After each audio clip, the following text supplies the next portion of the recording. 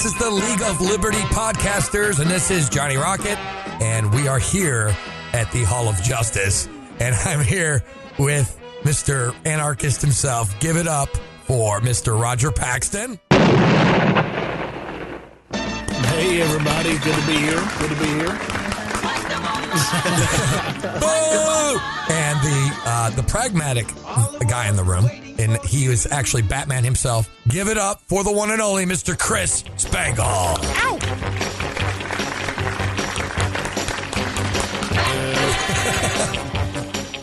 And we're here also, and we got the Lion himself. Give it up for Mr. Marc Claire from the Lines of Liberty. Aquaman, swift and powerful monarch of the oceans, with ability to summon and command all creatures of the deep. There you go. There you go. Now let's introduce Roger's keyboard. I got a new keyboard. Believe it or not, I have a new keyboard. Tell me the keyboard is coming back. Love that keyboard. Love that thing, man. It's fucking loud. I don't know why. I get so much pleasure out of hearing Roger's giant wooden keys just pound away, but I do. It's soothing for some reason. I could go to sleep to that sound. It's clickety clack, clack, clack. I love it, man. That's like authority. When you're like at home and you're like clicking away, does your wife go, damn, you sound like a man with that fucking keyboard? Like each key he has to hit with a fist because they're so big. She always asks me how big my keyboard is, you know. It's QWERTY. Right. No, did you say squirty? Sorry. I said QWERTY. Oh, okay. So, you guys just got back. Well, Marc did. How was New Orleans, man? Because we haven't last did the show in, obviously at Porkfest, but you went to New Orleans like a week later. This is our first time together, actually, since we were physically together at Roger's incredibly amazingly put on Porkfest by Atlas One. Some of us more physically than others. Johnny could not keep his hands off of everybody. There was about 50 Me Too moments that weekend. I want a man with a slow hand. Right, at least. And they're all male to male. I don't remember. Were they that bad? Was it really that no bad? charges have been pressed. Johnny, I'm from the Midwest, and in the Midwest, we're known for our discomfort with intimacy and touch. I think David Letterman. I'm from the Midwest. And I've never been molested by a man, but I've been in therapy ever since Porkfest. I've never been kissed by a man before, so it was nice that you were my first. I will say this. I mean, I got a full-on ass grab from Johnny, and it was kind of nice. I mean, the dude's got some strength in his hands. I know, thank you. And you know what? I've been like thinking about doing that again next time I see you. I definitely will, especially get enough vodka in me. Yeah, nice. Sure. All right, good for it. I think you'll get enough vodka in yourself. I don't think we need to get Them there boys got the mask grabbing hands. That's great. Can we talk about what a mistake? What a mistake the Lions drinking Liberty in a living room was. Oh, that was such a not mistake. That was one of the best shows. Jesus Christ. I thought that JB and Brian were going to die. I mean, I really thought they were going to die. That show got great ratings, so I think it's just encouraging us to do it again. Well, I sat in there for about 30 minutes of it. Of course, Johnny was passed out asleep while the show was going on. and I don't know how that show got good ratings because, man, trying to sit in there and listen to that, it was like watching a train wreck. That's what our fans love the most. You know, we talk about the ideas of liberty. We get to deep dives on philosophy, current events, the criminal justice system. We do deep dives on so much stuff, but at the end of the day, what our fans seem to like the most is us being total idiots. Has Brian stopped talking? No, never. He's never stopped talking. The entire show was Brian going, and I fell asleep and I woke up, and then Brian was still talking. So it's like he never stopped, right? He never stopped. I did a Howie impression for like 3 days after that. Hey guys. Brian's impression of Howie was so good. It's like, hey man, get off the airplane. Brian's impression of Howie is indistinguishable from his impression of Kim Jong-un. That was great. As Pride members know, or Patreon supporters, all our Patreon supporters know, because they got the... Oh, wait, no, hold on. I confused our shows, because we also did that live League of Liberty that all you guys aired, but only our Patreon supporters got the completely unedited audio and video of the Porkfest event. So that's frightening that even exists in the world, but it does. It was fun, though. Porkfest was great, guys, and I had a good time. And meeting unlike all Alex Jones, I've not been kicked off Facebook or any other social media platforms yet. Not yet. There's always hope. Our time is coming, let's be honest. If we get big enough, it'll happen. I think if we just released the League of Liberty publicly, it would happen. turning Roger into Apple for bullying. Right. Actually, I got a post that was deleted on Facebook because it didn't meet community standards. So that's like the worst thing I've ever done. What was the post? I've never even had one deleted. I don't know. They said that we removed a post, and I'm like, which one? Because I couldn't find it. Probably a show. I don't know. I've had 3-day bans before. Wow, even Spangle's getting banned. Well, his bans probably came about because of his former co-host always doing starting shit, I'm sure. That's exactly what it was. Yeah, Greg. That makes sense. So anyway, I want to thank all of you guys for coming to PorkFest because, I mean, PorkFest for me is it's like a big family reunion for me anyway. But being able to hang out with you three guys and just have a kick-ass time was the highlight of my PorkFest. So thank you all for coming and enjoying PorkFest with me. I hope we can do it again next year. It was a blast. I love Yeah, it. I can say with confidence right now that I plan to be there next year, and so did the rest of the crew. You've got the tournament next year. Yes. The Lions of Liberty tournament. So are you officially running it next year, or is that still being worked out? My wife and I are officially running PorkFest 16. Nice. What's this tournament you speak of? I haven't been. There's going to be a Lions of Liberty beer pong tournament, is from what I understand anyway. That is the plan. Yeah. Okay, because see, here's the thing. The Blastoff crew, my editor, all the behind-the-scenes people, too, and Raylene, we're planning on coming to PorkFest. So maybe we could do something against the Lions. I think that would be fun. We talked about would be a awesome. inter-team whiskey challenge. Maybe Roger could even have field a Pax Libertas team. Maybe Chris can even get some of his drinking friends to field a wall team. I don't know. We could have a 4-way whiskey challenge if we really wanted to do it. I've just got to try and make sure that I have friends by next April. So let's TBD. Well, it's actually June, but anyway, same difference. Whatever. April's a good goal.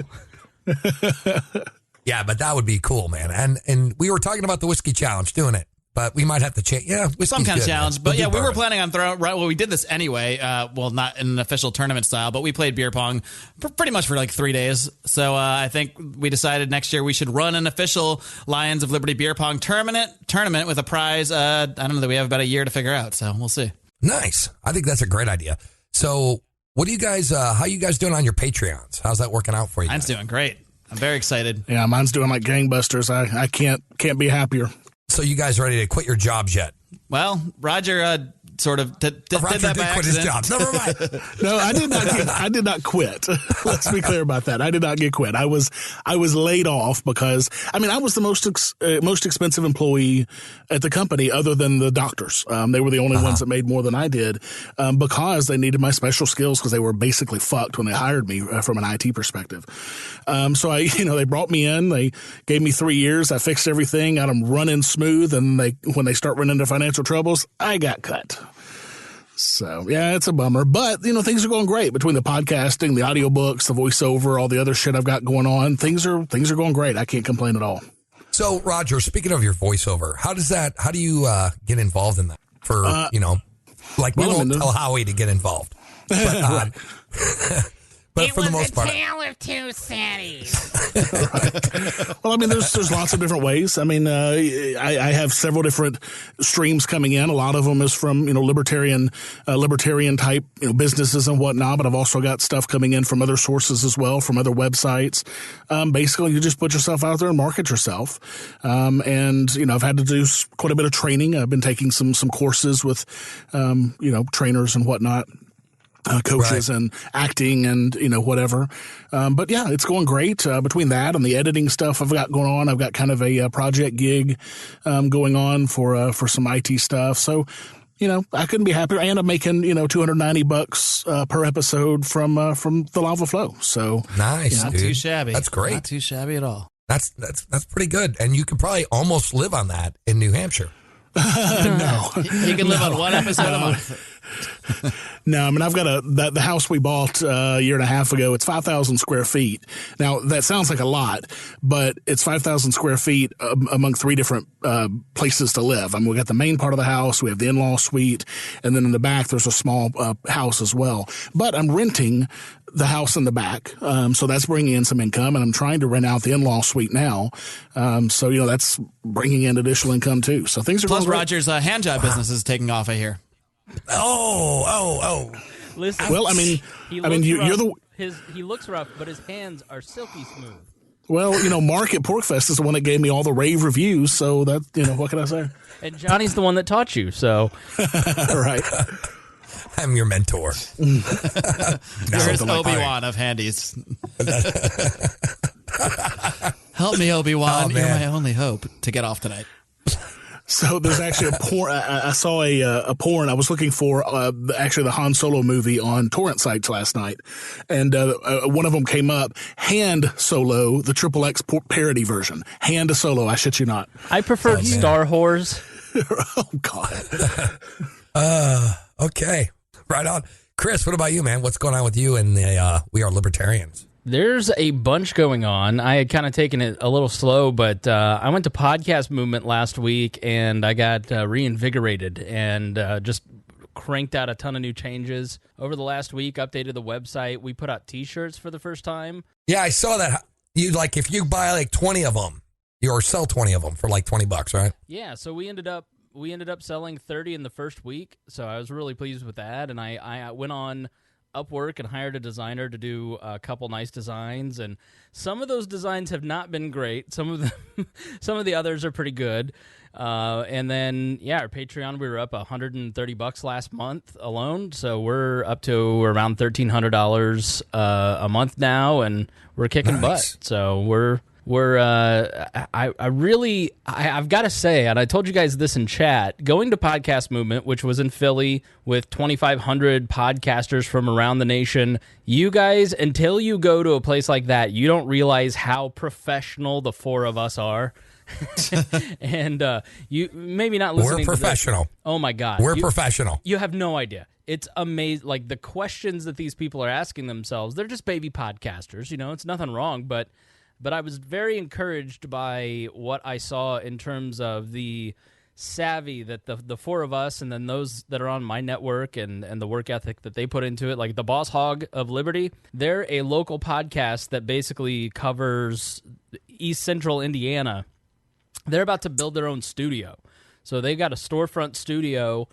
They have one in somebody's house, but now they're getting a storefront. I mean, they have a professional, dedicated studio space before I do even.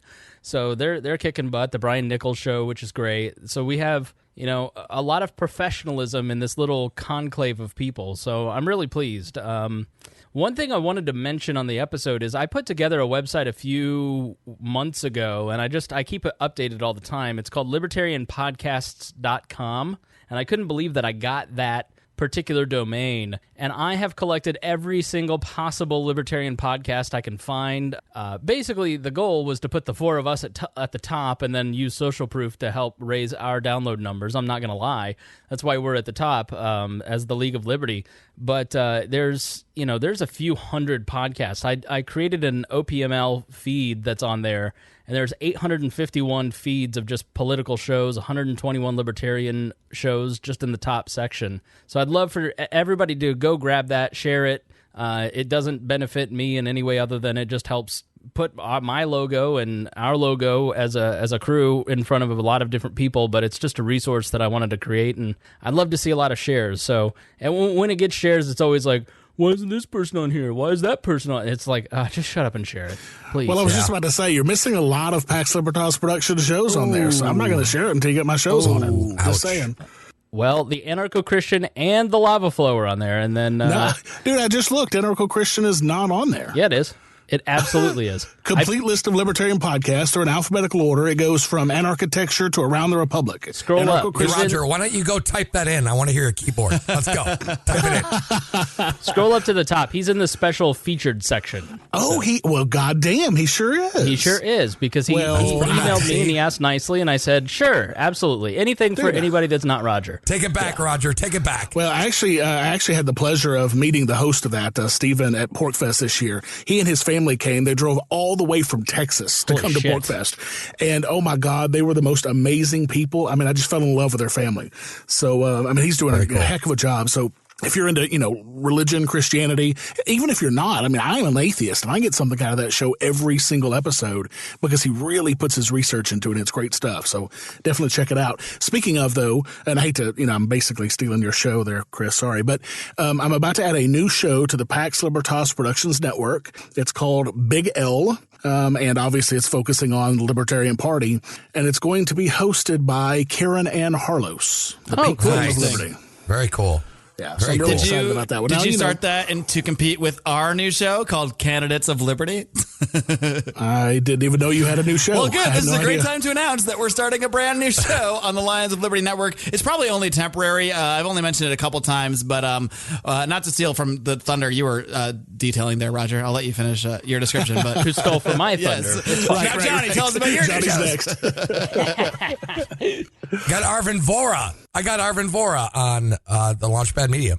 So him and Alex are going to share Sundays. All right, now, Chris, you steal Johnny's thunder before he finishes, and then we'll have come full circle. And then I don't think I have it. here you go. Interrupt me. Fuck. It's cool, man. I mean, that's Or great. show So what's the new show, Mark? Well, it's called Candidates of Liberty. It's going to be on the regular feed. We might try to get another feed set up too. But it was inspired by, we actually really have come full circle because you started by asking me about New Orleans and the LNC. And it was kind of inspired by, when I first started my show, it was very apolitical. I didn't really want to be involved in the Libertarian Party or parties or the political or even interview candidates. But I began to do that a little bit a couple of years ago when people started to reach out to me, and just meeting so many people in person. I realized, like, talking to a lot of people that were heavily involved in the party, people that were running for office, were so much like me in terms of their enthusiasm for liberty. They just chose a different path. I chose to start a podcast. They chose to get involved in politics, and there's no reason I should not have these people become a part of the conversation. So we had so many people reach out to us that we're doing all these interviews during the LNC. So many people reach out to us wanting interviews, but we just we have 3 shows a week. We have our 3-show format.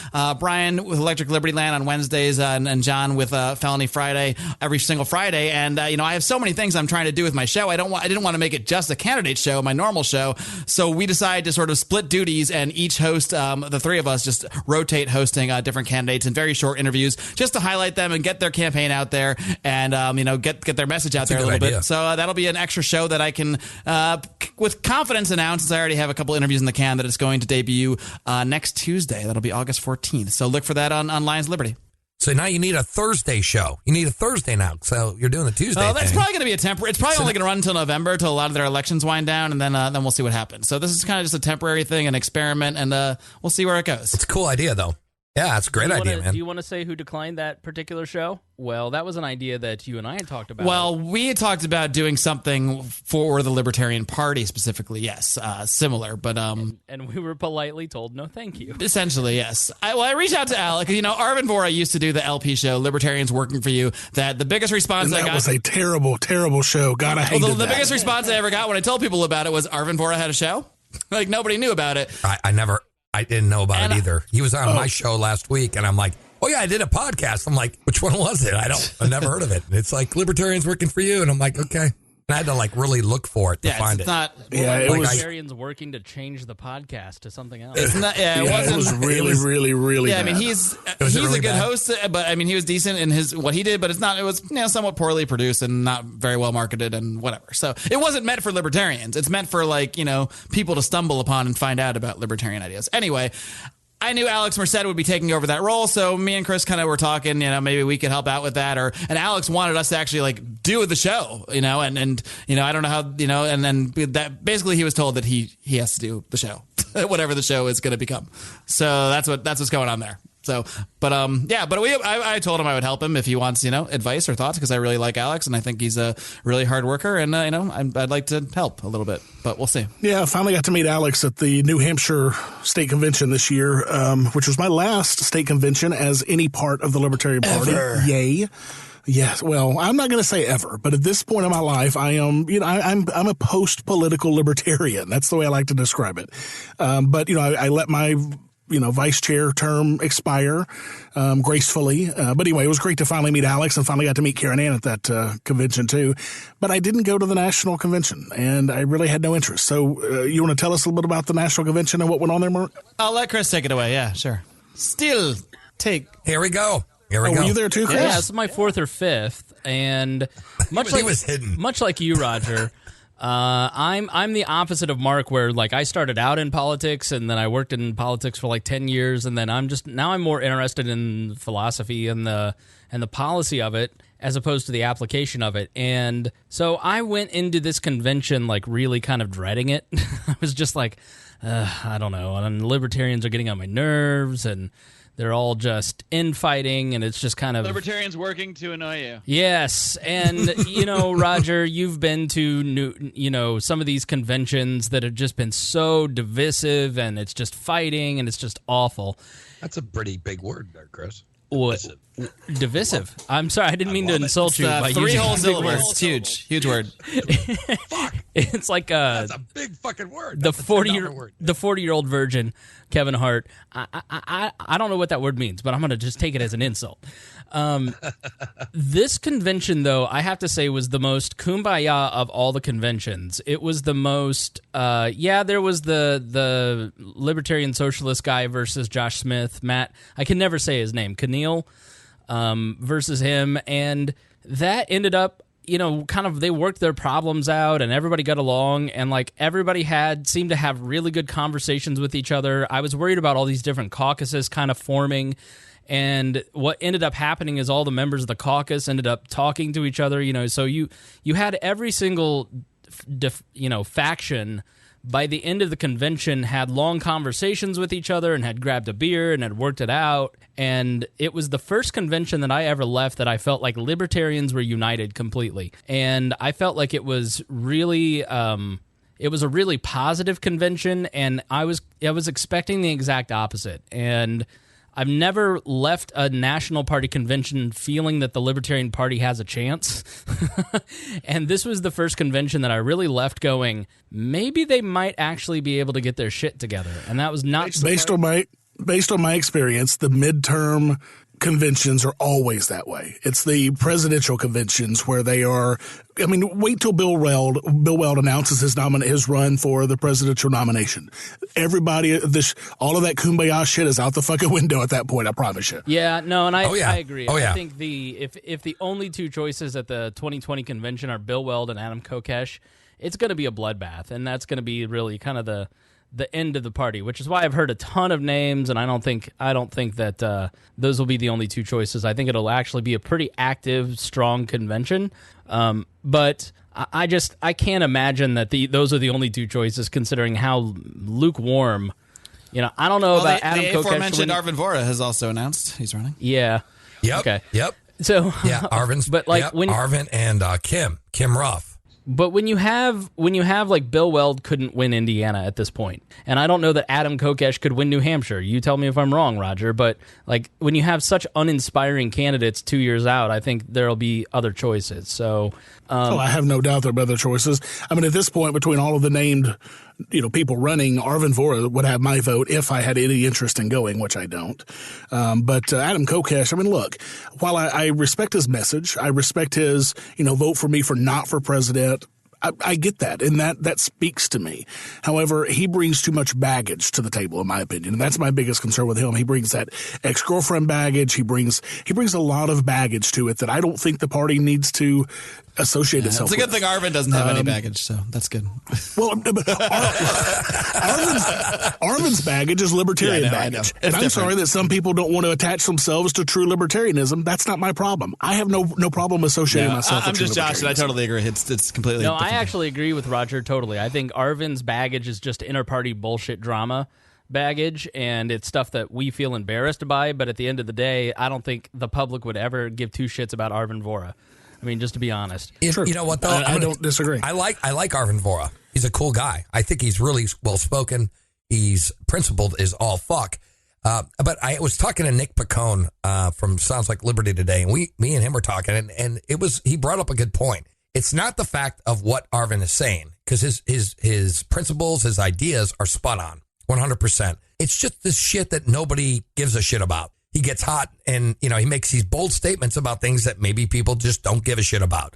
Like, why bring up age of consent? It's not really something that maybe you should be bringing up unless it's addressed to you. You know what I'm saying? So, like, if somebody said, Johnny, you're an anarchist. What about age of consent? Let the community decide what that is, what the age is. It's more of a cultural thing than it is or a community thing than it is a legal thing. So I did two. Go ahead, Johnny. I didn't know if you were finished. No. But what I'm getting at though is he's bringing up certain things that are just totally irrelevant. Maybe you know what I mean. I don't think they're irrelevant at all. I think they're very important conversations that need to happen. I agree with you in the fact that they're important to us as libertarians, but to the average person who's down the street, they don't care. But the average person doesn't care enough to the point where they didn't see any of that stuff. Like Chris said, it was all inter-party shit. The average person didn't see it, and even if they did see it, didn't give a fuck. So, I agree with both of you. Whatever. The average person didn't see shit about it and didn't care. Yeah, so I actually made a point. I didn't get a chance to talk to James Weeks, but he seemed like a perfectly lovely young man. But I made a point of interviewing. He's a funny dude. I made a point in I did 2 episodes on the National Convention, and I made a point of interviewing Matt Keneal because I wanted to know what the hell a libertarian socialist was. I found him to be very articulate and very well spoken, and I understand what he believes. I don't get it, but whatever. Property is theft. Well, he's going back to the original definition of anarchism with Matt, with Bakunin and pre-Marx even, and Proudhon. And then I talked to TJ Roberts of Liberty Hangout and kind of grilled him on what the hell are you guys thinking, although he's now left. And then I talked to Arvin, and I got the sense from Arvin that it wasn't necessarily that, yeah, he thinks those conversations are important, but I felt like he was intentionally trying to provoke the Libertarian Party membership to try and get them to have some soul-searching conversation about what they actually believe. I agree. And so I agree with that. So I think there. Point. Yeah, I think so. I think there was some madness to his method, or method to his madness.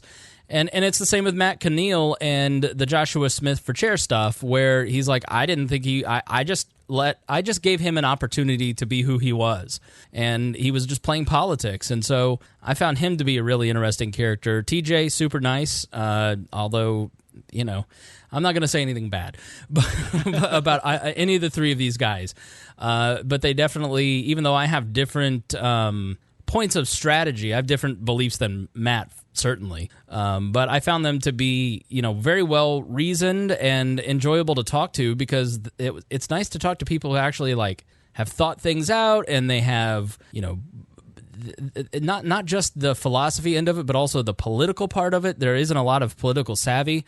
And I've got to be honest, I found Matt to be one of the more politically savvy people that I talked to over the weekend, which is hilarious coming from the Socialists. It's nice to meet the people behind the memes, because when you only see memes or little comments here and there, you just build an impression of someone in your mind. And that's the best thing about going to these conventions, is that you can have disagreements with people and realize those differences. But when you talk to someone face to face, you also realize that they're a person. And when I think about all my friends out here in LA and California, and how many of them have drastically different and drastically worse beliefs than any libertarian, including a libertarian socialist, could have, that it's it shouldn't be that hard to just talk to people like a person, and it's not. That's what's great about doing these things. You realize it's not. Mark, did you just make the claim that minarchists are people? Well, I'm sorry, I misspoke.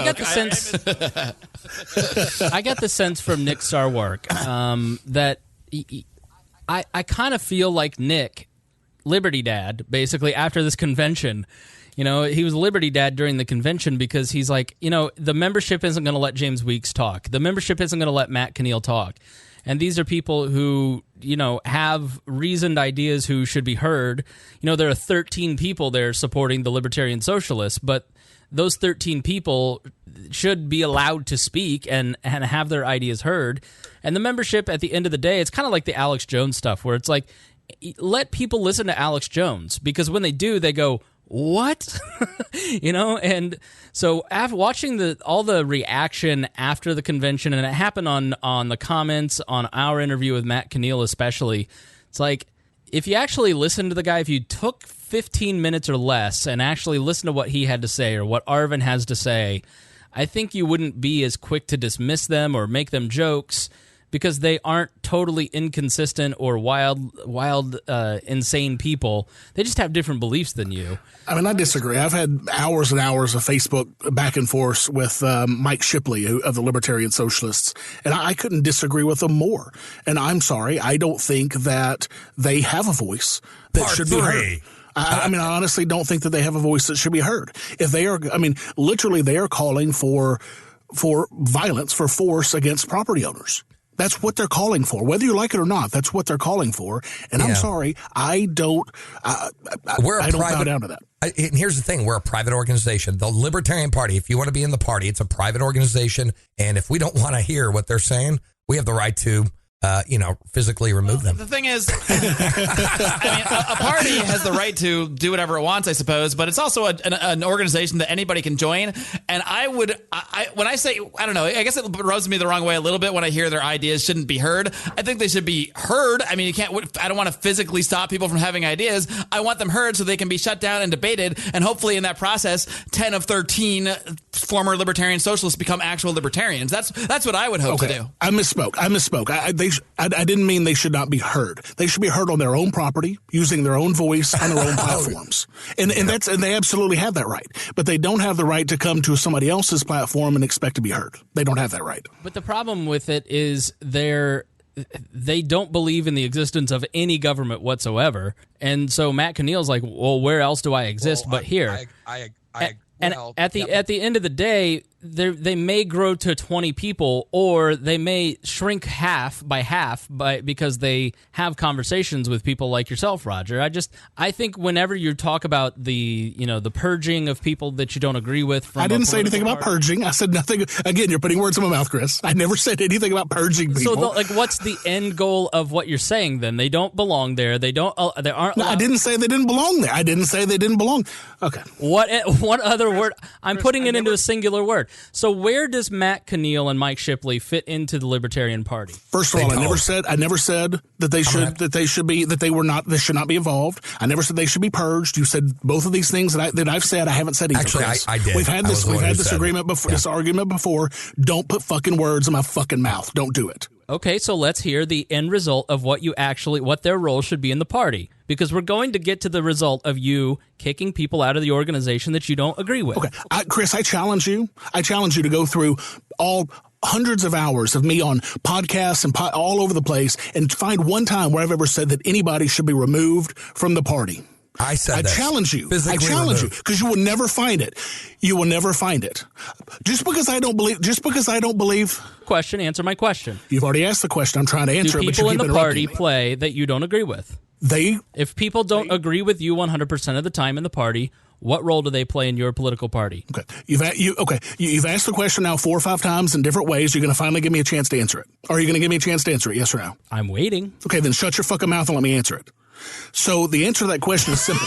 They can sit there. I can only not laugh for so long when you guys bicker. Is that funny? Yeah, is that funny? Go on. So they can be a part of the party. I have no issue with them being a part of the party, just like I have no issue with Bill Weld being a part of the party. Bring the whore to church, yes, so they learn how not to be a whore. But don't let them preach from the fucking pulpit the next Sunday until they're actually fucking libertarians. When they're actual libertarians, then give them a platform. Give them a place to speak. Give them campaigns to run. Give them campaigns to manage, whatever. But when they're still whores, they don't need to be speaking from the fucking pulpit, period. Okay, I got something to say.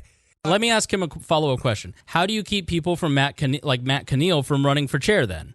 You don't vote them in. The party has ways. I mean, you have tokens or whatever, and the party always has tokens. And if they get a certain number of tokens, they can speak from the stage. And if there's enough people that want to hear them, by God, let them happen. If there's 20 fucking people running for chair, you can't give a voice to all 20 fucking people. And if there's one person that's got 13 people supporting his ass, I'm sorry, maybe his ass needs to go sit down and learn real libertarianism. Somehow he did get on that stage, though, so he had more than 13 that gave him tokens. Well, I don't know if the chair's race was tokens or not. I don't think it is. Oh, is it? Okay, so what I was there's a movement to get rid of tokens, and I totally disagree with it for the exact reason that Roger just said. You've got to have some semblance of order. There is 40 people. Yeah, absolutely. You've got to. If you don't have any support from actual libertarians, then I'm sorry, you don't deserve a voice at a Libertarian Party convention. I think you and I agree on that, Chris. Matt Keneal got up there. There was this attitude of we need to get this guy out of there, and I think it was a little bit of a backlash attitude to put him up on the stage, and then he got massively booed. I've never heard a crowd reaction like when Matt Keneal said rent is theft. I mean, it was like if this were the 1300s, he would have been tarred and feathered. I'm glad to hear that from the Libertarian Party convention, because frankly, I've been very disappointed in the Libertarian Party the last, 4 or 8 years. So I'm very glad to hear that they finally shut down non-libertarianism. Hopefully they'll do the same thing to Bill Weldon. The theory is that okay, so here's the point. Theory is that here's the point, though, really quick. Mark, go ahead. Mark, let me jump in really quick. So here's the thing, though. As libertarians, we have the ability to vote them out. So, for example, here in Washington, I'm a region director or alternate director, and we had a couple candidates who came up and said, hey, I'm running for the party. I want to run for this district and whatever. And there was a couple of them who were like fucking badass. They were like, what should the government do? Nothing. And I was like, I love this guy. And finally, there's this one person who was like, well, we should have a fair tax and doing all. I'm like, no, I'm not going to put my name next to him. And I'm not going to support that person. So this is what we can do is, yeah, you can have them in the party, but you don't have to give them even a shot at leadership until they've proven themselves to be, who practices the principles, who believe in the non-aggression principle, who believes in capitalism. Sentiment, though, it's at the end of the day, who is deciding that other than the membership? The only appropriate body to choose who should be. Yeah, but who granted you the king of the Libertarian Party of Washington? Johnny's the dictator of the LP. Didn't you know that?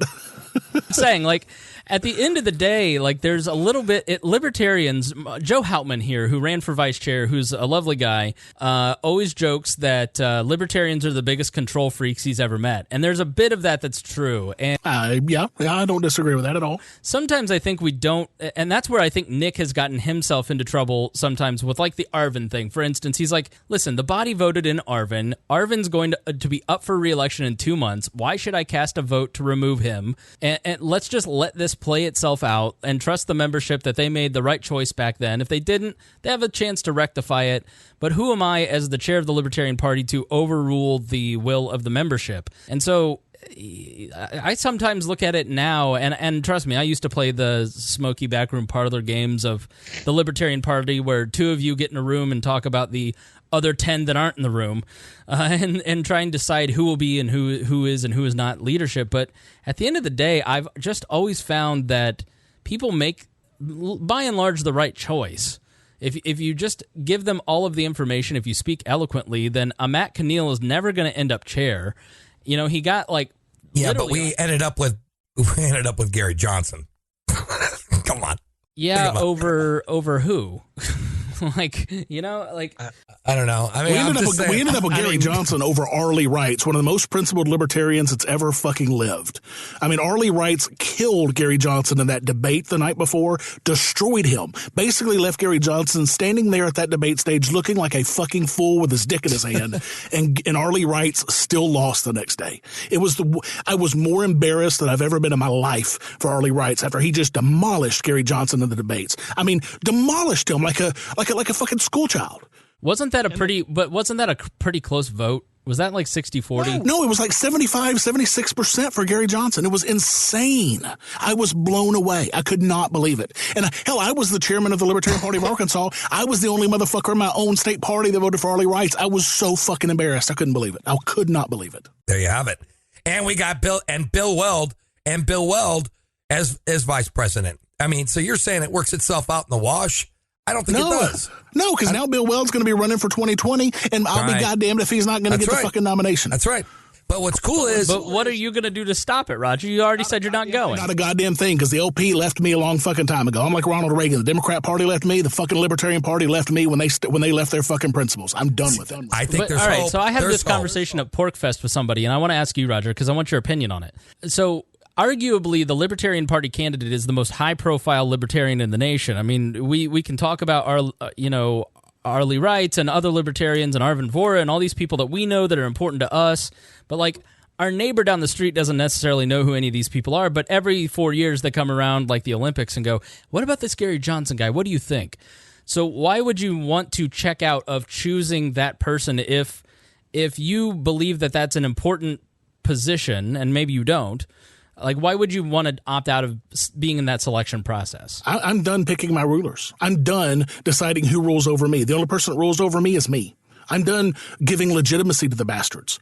They don't rule me anymore. I rule me. I'm not going to pick and choose my rulers and then bitch when my chosen ruler doesn't win, or if my chosen ruler does win, and all of a sudden he's ruling over people that don't want him to rule. I'm done. I'm done with all that shit. I get a feeling you're going to bitch no matter what. But I'm writing an Atlas 1 on my ballot. right. No, I'm seriously. I'm done. I mean, the little bit. I mean, it barely affects me anymore. I mean, you would be amazed at how little. The only reason I even keep up with shit even a little bit is because of my podcast. And I'm finding obscure shit. I rarely even talk about the major topics anymore. I mean, I did talk about the Space Force on the episode that's coming out tomorrow, but it's very rare that I talk about the major topics. I talk about some dude in England who got a $300 fine because he put his sandwich and his chip bags and shit into a trash bag and got a $300 fine because he was now transporting commercial waste. That's the shit I talk about, because this guy's now got to either go to court or he's not going to go to court, and men with guns are going to come pick him up, and if he doesn't want to go, he's going to get shot and fucking killed. That's the shit I talk about. I talk about the disgusting abuses of our goddamn government every single day when they are beating us over the head, stealing our fucking money, and shooting us when we don't want to give it to them. That's what I'm talking about. I don't give a shit who's the fucking next president of the United goddamn States. I couldn't give a shit less, because all they're going to do is the same thing as the 10 before them and the 10 after them. It doesn't fucking matter anymore. There you go. I'm with Roger. Bam. Bam. Fucking awesome. No, I fucking love it. I love that shit. Now, here's the thing. Here's the thing, though, really quick. What Roger's saying, though, is I also think there is some hope. I mean, like, we have Dave Smith, we have Tom Woods, we have all these people who are joining the LP. They're all joining the bandwagon. I know, but it's fucking awesome. No, it's not. It's disgusting, man. I don't know, man. I think it's cool. I think it's disgusting. Cool. You got Stapleton and Smith and all these folks jumping on the bandwagon. Fuck that noise, man. These have been principled people who have been making principled stands against this stuff. And all of a sudden they're saying, hey, we're not principled anymore. We're going to join this shit and fix it. We're going to fix this shit from the inside. That shit never works. Why does someone become magically unprincipled if they simply want a better voice that has that name attached to it? Because they want to put a man in office who rules over me. I don't give a shit if it's I don't give a shit if it's an R or an L or a D behind their name. They are still a person who is going to rule over my life. I would imagine that everybody that joined for this purpose is not joining because they think the person they're going to support is going to become president. And so that because they don't want Bill fucking Weld to be the one who is talking about liberty, and they'd rather have someone better, and they want to influence that. So what's so wrong with that? They joined a party. They don't even know if Bill Weld's running. Now, I'm 90% certain that he is, but Bill Weld has not made any announcements. I don't know. I just think, honestly, man, I just think that it's up to them. Those are the guys who are going to make Libertarian, it's going to put Libertarian back in the party. And I think I'm excited about that because there's a lot of people who don't know what it is who are in the party right now. They have no idea what libertarianism is. They think they're socially liberal and fiscally conservative. And if we actually start... They're giving legitimacy to a broken system that has been beating us down for 40 fucking years, saying, hey, yeah, we'll give you a seat at the fucking table. Oh, no, we won't, because we're going to fuck with you every goddamn chance we get. Every chance we get, we're going to fuck with you. We're going to take away your ballot access like they did in Ohio. We're going to fuck you over with the debates. We're going to do that. We're going to fuck you over every time. But we're going to give you a little nibble. We're going to give you a little fucking bite of the apple. Fuck that noise. Quit playing their goddamn game. Stop playing their game. Stop giving them legitimacy. Let me say I agree with Roger, and not as aggressively, but I think Donald Trump has perfectly illustrated what would it be like if a libertarian got elected president of the United States. I think you look at people like Alex Jones. Do any of us sitting here for a second think that if our shows got really big and really popular, like Alex Jones after 2016, do you think that we wouldn't be in the same boat that fucking Pinterest pulled him off the platform today? It was half a dozen. Alex Jones doing on Pinterest? Half a dozen social media cartels. I really want to make this cake. Right, they basically created a cartel, and they pulled him off of all of these platforms totally arbitrarily because the blue checkmark mob wanted him off of there based on selectively edited news. You know, you look at Donald Trump and the Russia investigation, which has just been a complete sham from the beginning. They have basically tried to fit this narrative, this common thing that happens in presidential campaigns, and turn it into something nefarious. Like, it's just been a propaganda campaign from start to finish in the media on so many of these different things. You know, look at what happened to Gary Johnson in Aleppo. Like, you have literally less than a month later, the front runner, Donald Trump, saying that he grabbed pussies, but that's somehow worse than Aleppo. And you see all these drooling Republicans going, well, what about Aleppo? I'd never vote for that unqualified guy. And it's just because it's just pure propaganda. So I do think that the Libertarian Party and the people inside of the Libertarian Party, a big reason why a lot of our co-hosts didn't support Gary Johnson, is that he just had no clue how to be president of the United States. When he was on 60 Minutes and he was asked who would be in your cabinet, and he went, like, how the fuck do you run for president of the United States and not have any idea who you'd nominate for the Supreme Court? Or well, the proper answer to that would have been, I'm abolishing my fucking cabinet the day I'm elected president. That would have been the proper answer.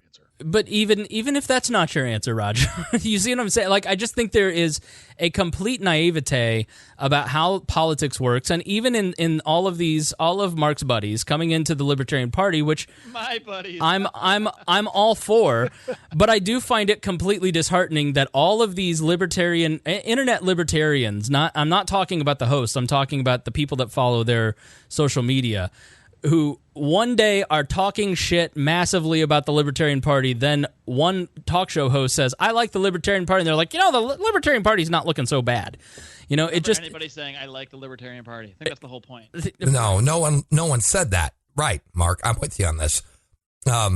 It is maddening sometimes the way that libertarians don't think. And I look at the... I look at Josh Smith at the LNC convention. He worked his butt off, but he ran an Austin Peterson type campaign where it was very aggressive online, but he never actually went and talked to the 800 people that were going to vote for him. Josh Smith didn't really understand how the Libertarian Party worked. And so I think a lot of these guys who are coming in to change it from the inside don't really have a clue who the power players are. They're probably not going to find out. They probably don't have any idea how a convention runs. When you're going up against Nick Sarwark, who's running for a third time, and his campaign manager is Evan McMahon, who is my former office mate, who is a brilliant campaign strategist. And not to mention that Nick runs a fucking convention like nobody's business. I mean, he runs it with authority and with power and does a great job. And then you come in, like Josh Smith came in with absolutely, I was in a lot of their threads. It didn't seem like they had much of a convention strategy or understood how it would go. And so, like, you can be excited to change the party from the inside, but if you aren't going to learn how the power structure works within even the Libertarian Party, you're never going to change it within the federal government. So, yep. I have major issues with Nick Sarwark, and I've been very vocal about those, even to him, personally. But take those issues aside. The guy does his job as far as running LNC meetings and running conventions. I agree. Like a boss. I mean, the guy he's amazing at it. Yeah, he does. He owns that shit. I'll give him credit for that, Roger. I mean, I'm with you on that. I mean, he's hilarious, and he owns that fucking room. When Nick is up on that stage, he owns that fucking room. Now, I don't agree with everything Nick has said or done, but as a convention, as chair, he has done a good job. I mean, keeping order. That's why it's so hard to beat him as the incumbent who runs the tight ship, because he's literally, there's the debate, which is like where you're saying why you should be chair, but the real victory is how he's just spent 3 days running that shit. Like, so it's like you really need a strong argument to unseat him when he's basically displaying to you for days how good he is at being chair. It's really hard. You have to have a very compelling argument. And Josh Smith, I like the guy a lot. He didn't have that argument at all. He really was very poorly prepared to make an argument of why he be better. Here's the thing, though. The chair really doesn't do shit. I mean, if you really know, like in the state, and it's the same thing on the national level. Well, I don't know. You should read the LNC bylaws. The chair does have a lot of responsibility with the party. So I think I'd have to disagree with you on that one, having read the bylaws several times. I'm just saying they're not. They really don't. They don't have as much authority as we think they do. That's what I'm getting at. And I'm looking at from a state level.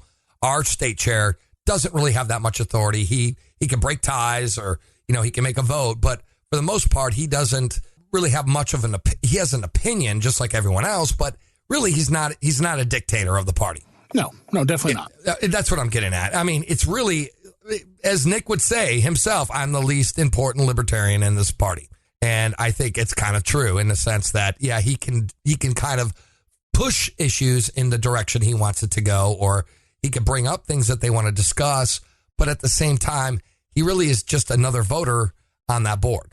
And even a lot of times he doesn't get a vote, or he doesn't take a vote. Roberts does say that the chair can get a vote in small committees, and the LNC is not really considered a small committee. So usually he only votes if there's a tie. So he doesn't even get a vote most of the time. That's right.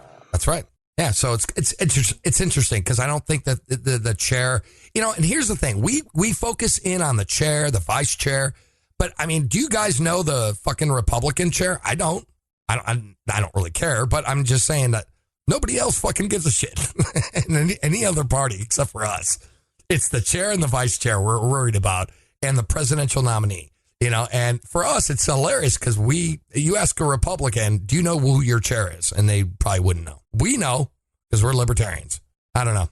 We know because we pay attention, but I would even imagine that the average libertarian doesn't know either. Just the average non-politically activated average voter that doesn't have a podcast. Before 2014, I never knew who the chair was or even thought about it. I only when I became a podcaster and then I reached out to the chair. I'm like, oh, that seems like someone you would interview. And then before that, I never knew in my life. Never even crossed my mind. Yeah. Yeah. Maybe that's because we're in our little world and they don't. Like the average libertarian doesn't know shit. We're definitely in our little world. That's for sure. That's true. That's fucking true, man. It was really interesting. I love just like PorkFest. The best part of it to me is just meeting the people. And obviously, it's a very different event than PorkFest, but in the same way, it was similar, just in the sense of hanging out. I mean, my best times were being out in Bourbon Street with all the people I had met, and going out to karaoke, and going out to dinner with people, having dinner with Tom Woods. Like, that was so cool. Doing stuff like that was really the best part. And I think no matter what Liberty event you're at, despite all the cool things that are going on there, whether it's convention business, not that I would describe that as cool, or doing interviews, which I would describe as cool, or being at PorkFest and doing the whiskey challenge and all that shit. At the end of the day, the best part of these events is just meeting other people who you might disagree on little things, you might have different strategies in life, but at the end of the day, these people are at the events because they're very, very similar to us compared to the rest of the population. They're at least sort of in the same conversation, and that's just a very refreshing thing. So on that end, I definitely found it interesting. I also found it interesting there was a very small amount of me that just felt a little bit dirty, because you can just sort of feel the politicking happening. You're talking to one person and you think it's innocent, and then 5 minutes later somebody asks you why you're talking to that person and you're like, wait a minute, I wasn't even thinking in terms of politicking. I'm thinking in terms of, I'm here as a podcaster and I'm meeting people, and suddenly it's like, oh wait, I'm in this now. People are courting my vote. Mm-hmm. They want to see how I can help influence what they're trying to do, and that to me was a little weird feeling. Let's just put it that way. It's goddamn government writ small. I mean, that's all it is. It's just more fucking authority. That's all it is. You'll never have that shit at fucking PorkFest. Nobody's trying to politic me at Everybody at PorkFest PorkFest is like, dude, you want some drugs? Dude, let's get drunk and let's party. Let's have a good fucking time. Nobody wants your goddamn vote at PorkFest. That's true, that is true. Roger. That's true. That should be your slogan. PorkFest. Nobody wants your goddamn vote here. Their vote. There you go. Love it, man. Having them back to back, I love the politics of it all. I always have, and I always will. And it's fun to be in a different capacity where you're covering it and you're not involved. So nobody's trying to win you over or sell you anything. So you get to go around and talk to everybody and like, what are you thinking? Well, that was maybe my mistake, because I became a delegate at the last minute just because I was asked to be and they needed people. So then I became this weird balance where I was doing both. But yeah. Yeah, I used to be like Chris, and then I grew up, so. No, but seriously, Chris, I was just like you, man. I was involved. I mean, I was involved up to the hilt. I mean, I was even, elected to thanks in part to you, Chris. You were a big part of it. It was you in Texas, as a JUDCOM member, Judicial Committee member of the National Party, because I loved that shit. And then when I finally realized that it's doing nothing but harming me. It's doing nothing but making me sick. It's doing nothing but, it's not helping me. It's not making my life better. It's not enhancing my freedom or liberty one iota. The tens of thousands of dollars I put into the LP nationally and state party, the thousands of hours I put into it did not make me one iota more free. Not one little bit. I pissed it all away. And when I realized that's when I was Roger, like, fuck this noise. You're free in your own mind, brother. And that's all that matters. I'm freer now than I've ever been in my life because I don't give a fuck anymore. But I will say that between the two trips, PorkFest was far more relaxing and fun. Roger was 100% right in that PorkFest. Like, I think if and Mark, you back me up on this, and Johnny, you've been to a national convention too. If you had to take one trip and you had to choose between PorkFest and the national convention, I would say that because I don't really care about politics as much, I would definitely go to PorkFest because it was a lot more fun. I think in terms of helping the podcast, then obviously National helped. I saw a big spike from the National Convention, but like just in terms of like driving into the White Mountains and seeing how beautiful it was and hanging out and like a vacation, definitely my favorite trip this year. Both were infinitely better than students. I think my view is skewed a little bit by the fact that this particular Libertarian National Convention was in New Orleans, a city I love, and a city I was going to say that. So every minute I'm not at the convention, I'm out on Bourbon Street or out on Frenchman Street having so much fun, meeting people, eating great food. So I mean that's a big factor in it for me. But I still would choose PorkFest. But I think the reason it's so close is partly just the specific location of the event this year. I'm with you, man. Well, yeah, it doesn't seem like a Spangle type town to me. See, no, but here's the thing. It's location. So if it was like in Vegas versus PorkFest, which it won't, I'm going to be at PorkFest. But what I'm saying is, we did Vegas in, what was it, 2014 when they did the national convention in Vegas? That was a blast at the Red Rock Resort. Yeah. So, I mean, I would probably, if the convention is like in Vegas or some fun place like that, sure, I'd rather go to that maybe if I had to split the options. But overall, PorkFest, man. I mean, there's a reason I chose. Next year, PorkFest. there's no choice. There's only PorkFest, so PorkFest for sure. I'm going to do everything I can to get all four of you there, or all three of you there again. All four of us. Everything you can, Mr. Handy J side business. It was. But I mean, seriously, dude. I mean, that was the hanging out with you guys and just shooting the shit and drinking and doing some fun podcasts. I mean, that was the highlight of my PorkFest, and I love PorkFest, so I'm definitely bringing you guys back next year. Awesome. I just realized something, guys. We never asked Johnny what was going on with his podcasts. And I like 55 I did jokingly, semi-jokingly, but went during the round of Stolen Thunder, and we never got back to Roger telling us what that Big L show is about a little bit more. Oh, go ahead, Johnny. I'll let Johnny run it. Okay. Well, I'm doing a thing called Launchpad Media. So obviously, you guys know that I retired the name of the show to Blast Off, and we're doing Weird, that's really also well. the name of Roger's hand job business. What, Blast Off? Roger's Blast Off. $5 we make you happy. Johnny, $5 we make you happy. You sound like Brian doing him. Okay. Come on. No, but it's great, man. I mean, I'm loving what's going on. Again, we have some great shows that are on the network. We have the All Nighters with Daniel Elwood. We have Nick Pacone, Sounds Like Liberty. We have Sherry Voluntary and Alan Mosley doing Postcards from Somalia. That is a fucking cool name for a show. And it's great. It's awesome. Actually, Nick Pacone just became a supporter of the Lava Flow at $5 per episode. He just became a supporter of Lions of Liberty, too. Oh, nice. Nice. Awesome. I love Nick. Nick is great. Heard of him. Now, yeah, because he's a real libertarian. I wanted to say it so goddamn bad. All of a sudden, I don't have an opening. Sorry, on he's Thursday. no Glenn Beck. I'm sorry, dude.